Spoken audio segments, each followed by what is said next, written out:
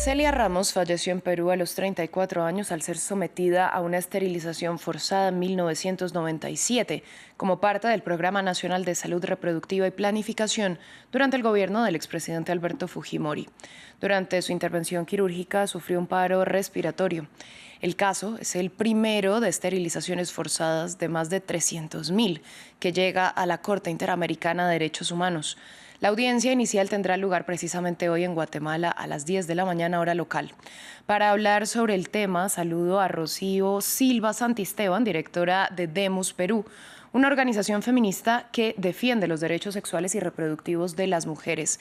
Le doy la bienvenida a France 24 y le pregunto, ¿por qué es importante que este caso llegue a la Corte IDH para cientos de miles de víctimas y para sus familiares? Buenos días, Valentina. Este caso y que llegue a la Corte es sumamente importante porque va a sentar un precedente. La Corte va a tener que pronunciarse sobre una situación que se está dando en Perú, pero que también se ha dado en El Salvador, también se ha dado en Guatemala y en otros lugares.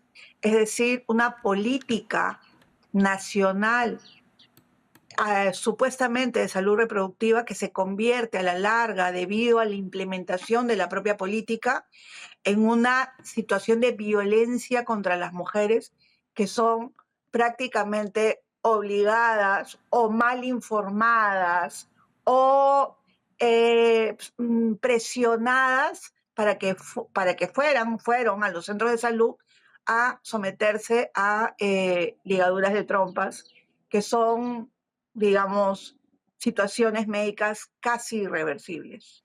Específicamente, ¿qué es lo que ustedes buscan con este proceso ante la Corte IDH? Es decir, ¿esto va a ser una decisión vinculante a favor de las víctimas si se llega a producir? Sí, totalmente, ¿no? Si la Corte asume, digamos, nuestra argumentación que está responsabilizando al Estado peruano, entonces va a ser un precedente muy importante.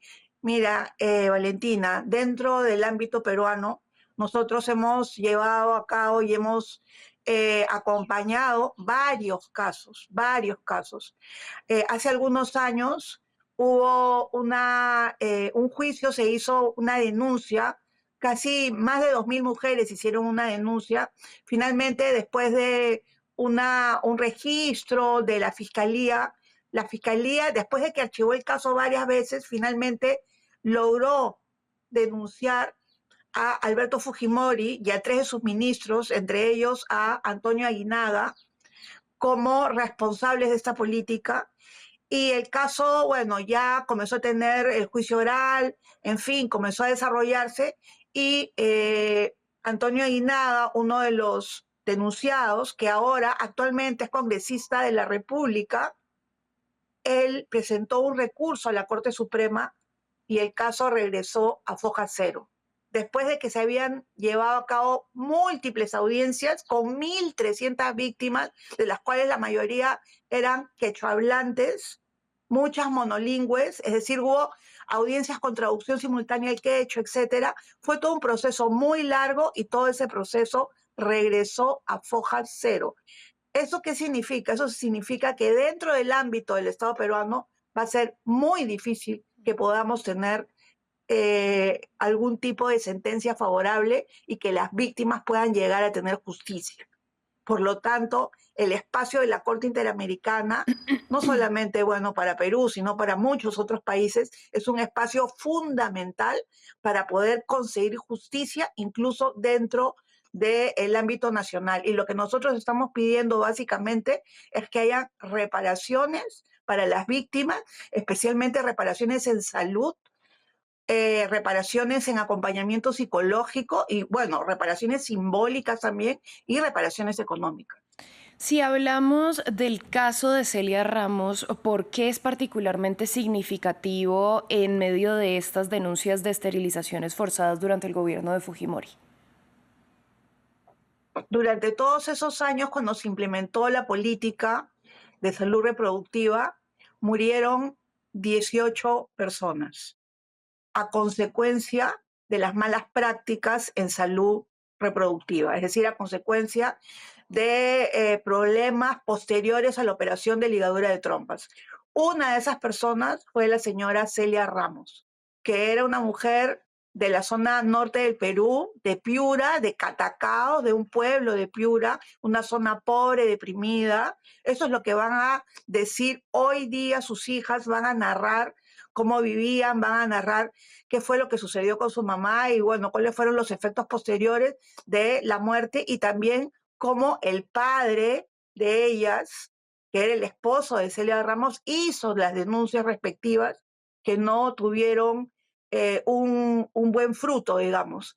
Entonces, por eso es que este caso es un caso tan especial porque la señora Celia Ramos falleció. Pero por supuesto hay muchas mujeres que no han fallecido, que están vivas, que han tenido múltiples consecuencias de esa ligadura de trompas mal hecha y sin su consentimiento, y que se han formado en organizaciones múltiples y que vienen hace más de 20 años luchando para que sus voces se escuchen, no solamente a nivel peruano, sino a nivel latinoamericano. En 2021 se produjo una decisión que se consideró histórica y es que el Estado reconoció el derecho de las víctimas a una reparación. Pero ¿qué tipo de reparación han recibido hasta hoy sus familiares? No, las reparaciones han sido para determinadas personas que, por ejemplo, se han llevado procesos también a nivel de la comisión, ¿no?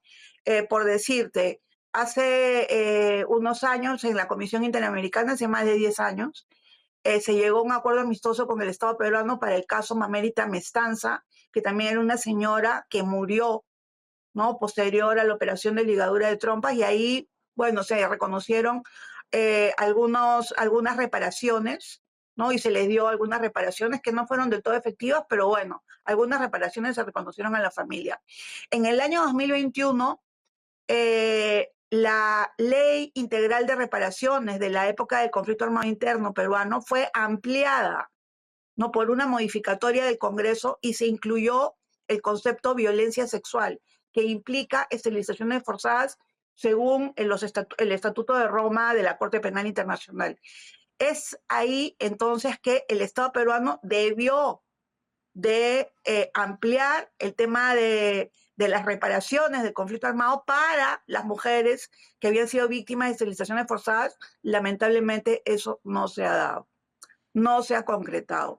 Incluso en ese momento, lo recuerdo perfectamente porque yo estuve en el Congreso como congresista y conversamos con algunos miembros del gobierno, ministros al más alto nivel, y ellos dijeron que no había la posibilidad. ¿Por qué? Porque dentro del informe final de la Comisión de la Verdad y Reconciliación no se había incluido el caso de esterilizaciones forzadas.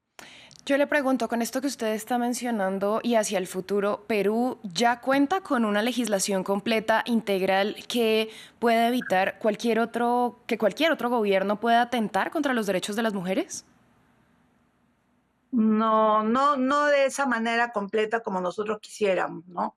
Porque verdaderamente hay un error dentro del ámbito de la Comisión de la Verdad y esto sirve también para que los compañeros de otros países como Colombia que están en estos procesos puedan tener los ojos abiertos, ¿no?